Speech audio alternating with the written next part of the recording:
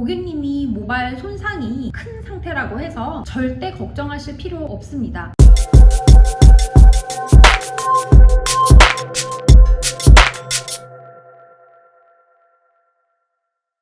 안녕하세요, 마스터입니다. 오늘은 펌을 위한 환원 작업을 할 때 사전 작업을 어떻게 해야 가장 효율적이고 정확하게 할 수 있는지 그 부분에 대해서 공유를 해보도록 하겠습니다. 크게 웨이브 펌만 할 경우 그리고 스트레이트를 병행할 경우 이렇게 두 가지로 분류해서 볼 수 있겠는데요. 웨이브 펌은 루트 펌, 열 펌 모두 마찬가지로 곱슬을 교정하는 작업 따로 필요 없이 아래 부분만 웨이브가 들어가는 경우에 해당되고요. 매직 스트레이트는 전체를 피는 볼륨 매직, 매직과 세팅이 결합된 매직 세팅 모두가 해당된다고 볼 수 있습니다. 첫 번째, 웨이브 펌만 하는 경우입니다. 전에도 설명드렸다시피 손상 레벨 1인 경우에는 사전 처리가 오히려 불필요할 수도 있습니다. 손상 레벨 3부터 사전 처리 작업이 꼭 필요하게 되는데요. 만약 곱슬이 없는 고객이어서 웨이브만 하는 경우 환원 작업 또는 약도포만 하는 부분에 정확하게 사전 처리제를 도포해 줘야 보호가 필요한 부분을 정확하게 보호하면서 화학 시술을 할 수 있게 되는데요. 여기에서 가장 먼저 고려해야 할 점은 각 부위별 손상 레벨입니다. 우리가 모발을 예를 들어서 손상 레벨 4라고 진단을 했다 하더라도 이 고객님의 모발이 전체가 손상 레벨 4가 아닐 수도 있다는 겁니다. 새로 자라나온 모발 범위가 넓어서 신생부는 손상 레벨이 1인데 과거에 화학 시술을 했던 나머지 부분이 극심한 손상이 있어서 손상 레벨 4일 수도 있거든요. 이러한 경우 손상 레벨이 1인 부분에 동시에 사전 처리 작업이 들어간다면 이는 불필요한 작업이 됨으로써 오히려 손상 레벨 1인 부분에 환원 작업이 안 되게 되는 그런 현상을 일으킬 수도 있답니다. 그래서 웨이브 펌을 하는 경우 이렇게 사전 처리제를 사용하면 되는데요. 손상 레벨이 3 이상인 곳만 내가 정확하게 진단을 해서 머릿속에 그리는 거예요. 예를 들어서 이분은 입술선 아래로는 손상 레벨이 3이고 화학 시술을 안 하신 지 오래됐기 때문에 입술선까지 전체가 신생모, 따라서 화학 시술을 하지 않았기 때문에 손상 레벨이 1일 가능성이 높겠죠. 그렇다면 이런 경우에는 손상 레벨이 큰 아랫부분, 입술선 아래 부분만 도포를 해야만 하는 겁니다. 그래서 우리가 클리닉 헤어 트리트먼트를 받으러 오신 고객이 오셨을 때 전체적으로 골고루 도포하는 것과는 조금 다르게 필요한 부분에만 정확하게 타겟을 설정하고 도포를 해야만 하는 것이죠. 지금 가상의 설정으로 제가 입술선 아래로는 손상 레벨 3, 입술선 위로는 손상 레벨 1이라는 가정하에 도포를 해보도록 하겠습니다. 정확하게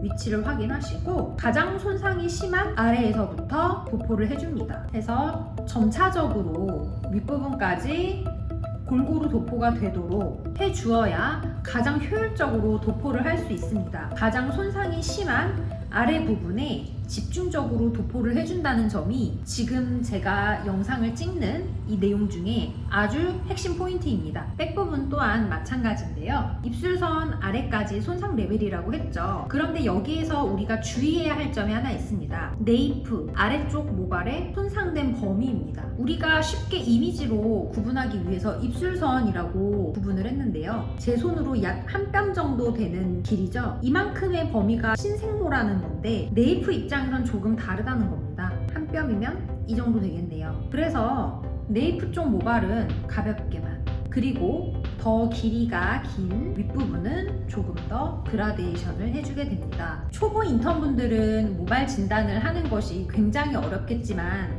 경력이 어느 정도 있는 인턴분이나 경력이 많이 쌓이신 디자이너분들 같은 경우에는 육안으로 확인만 하셔도 손상된 범위가 어느 정도인지 제법 정확하게 파악하고 계시기 때문에 눈으로 봤을 때 손상이 심한 부분 위주로 도포를 해주시면 됩니다. 골고루 도포를 하길 원하신다면 각도를 전체 두상각에서 90도 각도로 들어서 도포를 해주시면 방금 제가 설명해 드린 범위를 잘 지키면서 도포할 수 있답니다. 그리고 모발이 다소 얇은 헤어라인 부분, 이 부분은 손에 남아있는 트리트먼트를 활용해서 부드럽게 도포를 해줍니다. 이렇게 이 가발처럼 사이드 뱅이 있는 경우라면 더욱 끝모발을 주의해서 좀 섬세하게 도포를 해주시면 좋습니다.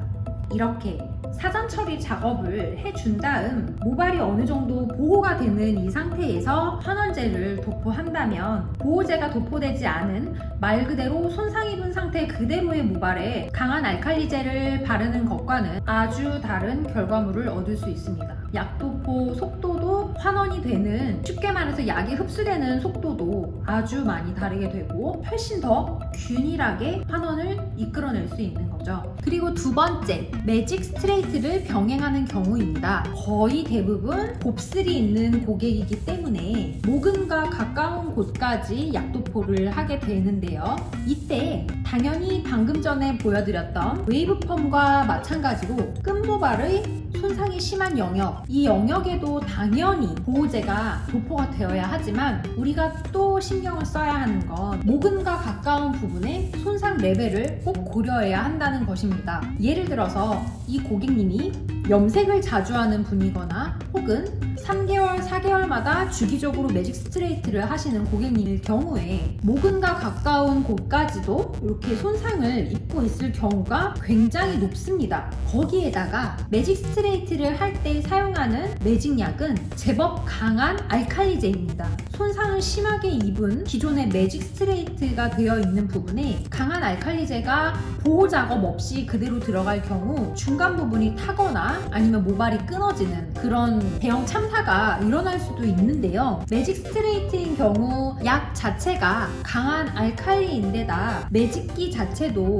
고열이기 때문에 모발 컨디션을 정확하게 컨트롤하지 못하고 보호를 하지 못한다면 사고가 정말 쉽게 나는 시술이기 때문입니다. 만약 가상의 설정으로 이 고객님께서 꾸준하게 매직 스트레이트를 받는 고객님이라고 생각을 해볼게요. 이분이 마지막으로 매직 스트레이트를 한 건 4개월 전입니다. 그러면 대략 4에서 5cm 정도 신생부가 자라 나왔네요. 물론 염색은 하지 않은 상태입니다. 그러면 신생부 4에서 5cm 제외하고는 나머지는 적어도 최소한 매직 스트레이트가 한 번은 닿았을 것이고 아래쪽 모발은 누적된 매직 스트레이트, 누적된 세팅펌 등등이 있을 수 있기 때문에 모발 진단을 부분별로 정확하게 해주셔야 하고요. 웨이브펌과 마찬가지로 보호제를 아래에서부터 발라줍니다. 기존의 화학 시술이 누적되어서 손상이 심한 아래쪽 당연히 꼼꼼히 발라줘야 하고요. 백 부분도 같이 진행해 보도록 하겠습니다. 손상도가 높지 않은 곳에 불필요하게 보호제가 많이 닿으면 균일하게 환원 작업이 일어나지 않기 때문에 꼭 범위를 정확하게 진단해 주시고요. 그 다음 아주 중요한 핵심 포인트가 있습니다. 예를 들어서 이 고객님이 헤어라인에 곱슬이 굉장히 심한 고객님이다. 그러면 당연히 헤어라인에 집중적으로 매직 스트레이트가 들어가야겠죠. 헤어라인은 특성상 후두부나 탑 부분에 비해서 모발이 비교적 얇습니다. 그래서 보호 작업이 정확하게 되지 않은 상태에서 동시에 같은 양 그리고 같은 시간으로 환원제가 도포되어 있고 같은 시간으로 방치를 할 경우 손상을 입는 강도가 훨씬 높다는 거죠. 그래서 헤어라인이 곱슬이 유독 심한 고객님은 헤어라인 쪽에 보호제를 더 많이 꼼꼼하게 발라주어야 한다는 겁니다. 4에서 5cm 정도 아래로는 더 공격적으로 도포를 해줘야 하고요. 모발이 유독 얇은 이런 헤어라인 부분도 신생부라 할지라도 가볍게 얇게 도포를 해주는 겁니다. 이렇게 되면 같은 약을 사용했다 하더라도 보호제가 일단 발라져 있기 때문에 훨씬 안정적이고 건강하게 환원 작업을 할 수 있는 거죠. 또 주의해야 할 부분은 귀 옆에 얇은 머리 그리고 목 뒤에 얇은 머리 전반적인 헤어라인을 주의해 주셔야 합니다. 만약 이 고객님이 염색을 즐겨 하시는 분이라면 염색이 되어 있는 부분은 거의 필수적으로 보호제가 발라져야만 합니다. 염색은 생각보다 모발에 큰 손상을 입히거든요. 헤어라인에 곱슬이 좀 심한 고객님들은 더욱 공감하실 수 있는 이야기예요. 매직을 하고 나면 헤어라인이 좀 지글지글거려요. 좀 잘 타요. 이렇게 말씀하시는 고객님들 있죠? 이런 분들은 더 도톰하게 많이 발라주셔야 하고 환원제를 얇게 바르셔야 합니다. 후두부와 똑같은 양으로 환원제를 도포하실 경우 모발 두께가 확연히 다르고 워낙 헤어라인 쪽에 손상을 쉽게 입는 타입의 고객님이기 때문에 사고가 날 확률이 굉장히 높아집니다. 이렇게 골고루 필요한 부분에 정확하게 도포를 해주고 그 다음에 블로킹을 나눠서 환원제를 도포해야 모발 손상을 아주 많이 줄이면서 우리가 원하는 수준만큼 환원 작업을 이끌어낼 수 있는 겁니다. 오늘 영상에서 보신 것처럼 웨이브 펌, 아래쪽만 펌이 들어가는 경우, 매직 스트레이트를 병행해서 목근부터 목끝까지 펌이 들어가는 경우, 이렇게 두 가지로 나눠서 사전 처리를 효과적으로 하는 방법을 설명드렸는데요. 특히나 화학시술에 경험이 좀 적거나 약간의 두려움이 있는 초보 디자이너 분이라면 더욱 도움이 되시리라 생각합니다. 다음에도 도움이 되는 영상으로 찾아뵙도록 하겠습니다. 오늘도 시청해주셔서 감사합니다.